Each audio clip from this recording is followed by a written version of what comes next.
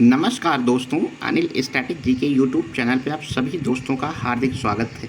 आइए दोस्तों, आप लोगों को टॉप 50 जीएस के महत्वपूर्ण क्वेश्चंस करवाने के लिए लेकर आया हूं, जो कि आगामी एग्ज़ाम में बहुत ही इम्पोर्टेंट होंगे। और लक्ष्य क्या है दोस्तों? वीडियो एग्ज़ाम्स जो री एग्ज़ाम्स होने वाले हैं जून जुलाई में होने की संभावनाएं हैं, ठीक है। और इसके अतिरिक्त विभिन्न प्रकार की प्रतियोगी परीक्षाओं में ये सारे जीएस के क्वेश्चंस पूछे जाते हैं। तो इस प्रकार आप लोग क्या करें, इसमें अपने आप से क्वेश्चन सॉल्व कीजिए, कितना क्वेश्चन सही कर पाते हैं, और कमेंट्स बॉक्स में कमेंट्स कीजिए कि आपको क्वेश्चंस कैसे लग रहे हैं, ठीक है। तो देर न करते हुए दोस्तों बात करते हैं फर्स्ट क्वेश्चन की। किसी विलयन के हाइड्रोजन आयन सांद्रता मापने का पैमाना क्या है, ठीक है। तो इसका जो करेक्ट आंसर हो जाएगा, पीएच पैमाना क्या है, ओएच पैमाना, ठीक है, हाइड्रोजन पैमाना या डीबी पैमाना। तो इसका आंसर जो हो जाएगा पीएच पैमाना हो जाएगा, ठीक है ना। आपसे क्वेश्चन ये पूछ लिया जाता है पीएच पैमाना, ठीक है। पीएच वैल्यू निकालना होता है पावर ऑफ हाइड्रोजन, यानी इसकी वैल्यू क्या, इसका मान क्या होता है, पावर ऑफ हाइड्रोजन होता है। और आपसे क्वेश्चन पूछा जाता है, इसका एक स्केल बना दिया जाता है और आपसे पूछा जाता है कि शुद्ध जल में पीएच मान कितना होता है। तो शुद्ध जल का जो पीएच मान होता है 7.0 होता है दोस्तों। और उसके बाद यानी 1 2 3 4 ऐसे करके, यानी वो 1 से लेकर के 7 तक क्या होता है, किसी भी पीएच वैल्यू का एसिडिक होता है। उसके बाद फिर 7 में उदासीन यानी न्यूट्रल होता है।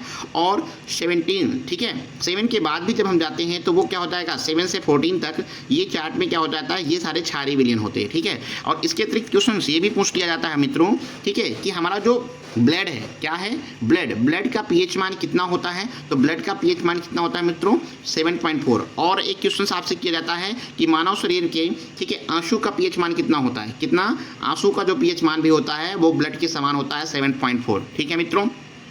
ठीक है, बहुत सारे पीएच मान पूछे जाते हैं, जैसे नींबू का पीएच मान 2.4 होता है, ठीक है। इस प्रकार बहुत सारे क्वेश्चन पूछे जाते हैं, तो आप लोग सॉल्व करिएगा दोस्तों।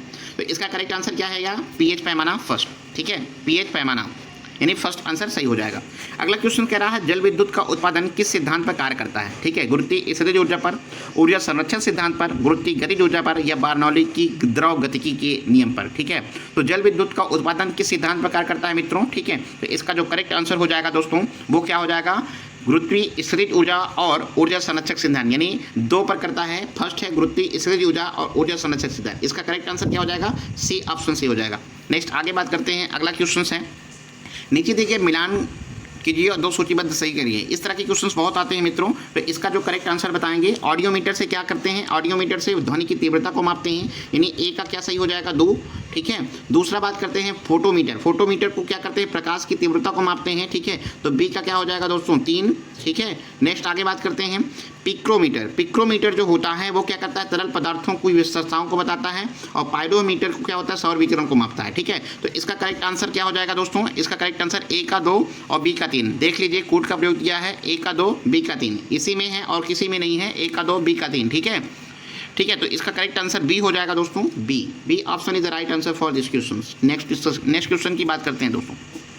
गिरने के बाद या गिरने के दौरान बारिश की बूंदें कैसे लगती हैं, एक समान गति से, एक समान वेग से गिरती है, एक समान चाल से गिरती है, एक समान त्वरण के साथ गिरती है, ठीक है। तो इसका करेक्ट आंसर जो हो जाएगा दोस्तों, एक समान त्वरण, ठीक है, एक समान त्वरण के साथ गिरती है।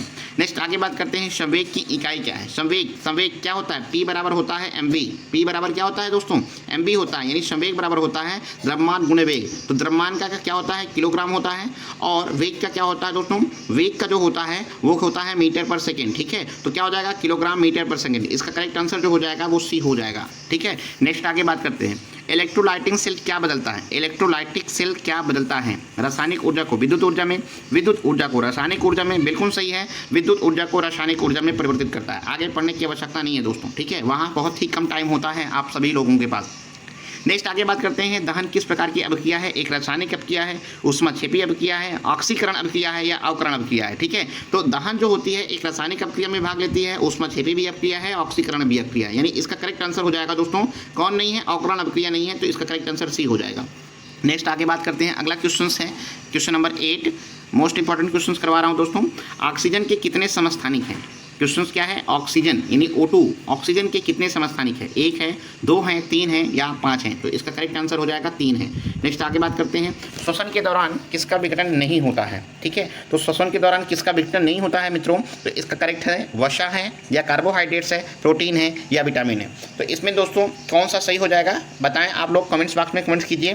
तो इसमें क्या है, नहीं होता है, किसका नहीं होता है, केवल 4, विटामिन का नहीं होता है, यानी विटामिन का नहीं होता है, यानी केवल सी, यानी केवल 4 यानी option C is right answer. Next आगे बात करते हैं, केंद्रिका में क्या पाया जाता है? केंद्रिका में क्या क्या चीज़ें पाई जाती है? प्रोटीन पाया जाता है, कार्बोहाइड्रेट पाया जाता है, आरएनए पाया जाता है, डीएनए पाया जाता है। ठीक है, तो यहाँ से आप खुद ही समझ लीजिए कि केंद्रिका जो है उसमें कार्बोहाइड्रेट से कोई मतलब नहीं होता है। ठीक है, कार्बोहाइड्रेट का कोई मतलब नहीं होता है, प्रोटीन से मतलब होता है आरएनए और डीएनए। ठीक है, 1 3 4 किस ऑप्शन में? सी ऑप्शन में, सी ऑप्शन सही हो जाएगा। ठीक है, नेक्स्ट क्वेश्चन बताएं दोस्तों, हीमोग्लोबिन क्या है? आयरन है, विटामिन है, खनिज लवण है या जटिल प्रोटीन है? ठीक है, तो इसका करेक्ट आंसर बताएं दोस्तों।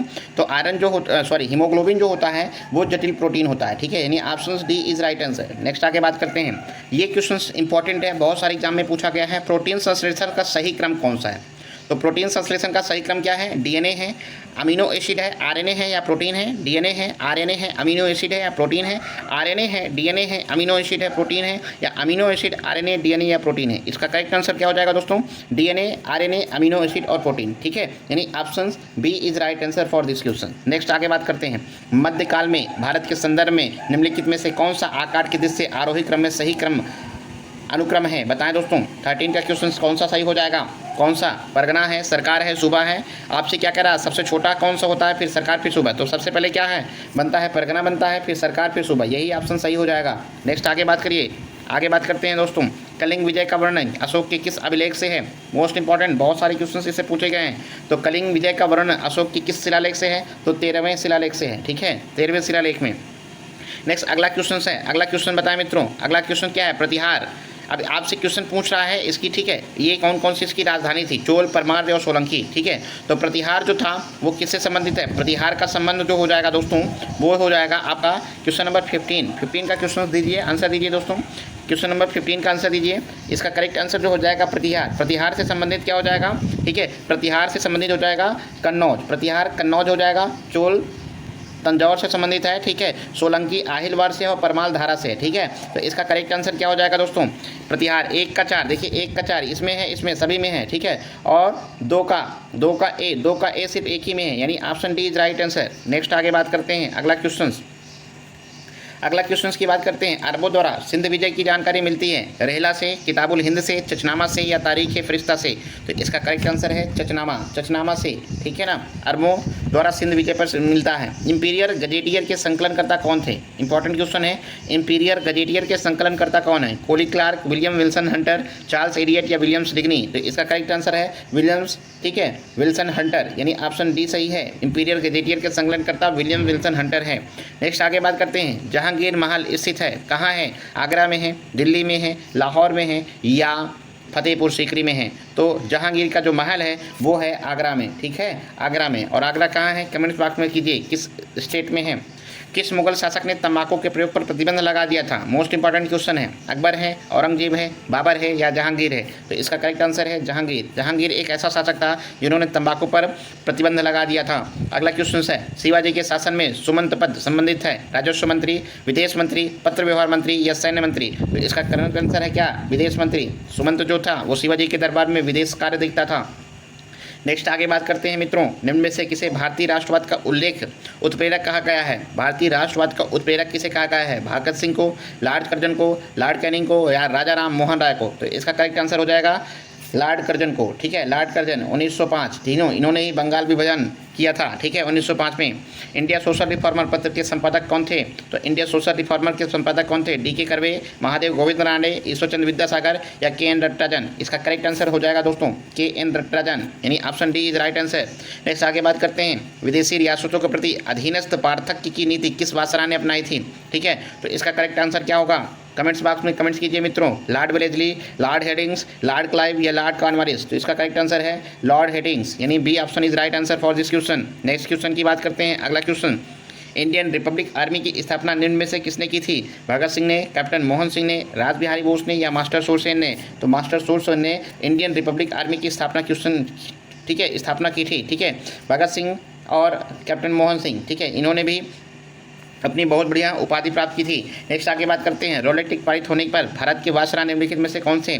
तो रोलेट एक्ट कब आया? 1919 में आया। ठीक है, जब जलियांवाला बाग हत्याकांड हुआ। ठीक है, उसके बाद इनका जो मुख्य वायसराय था उसका नाम क्या था, लॉर्ड चेम्सफोर्ड था। क्या नाम था, लॉर्ड चेम्सफोर्ड था। नेक्स्ट बात करते हैं अरुंडेल समिति का संबंध किससे संबंधित है, शिक्षा से, अकाल से, राजनीतिक सुधार से या कृषि से।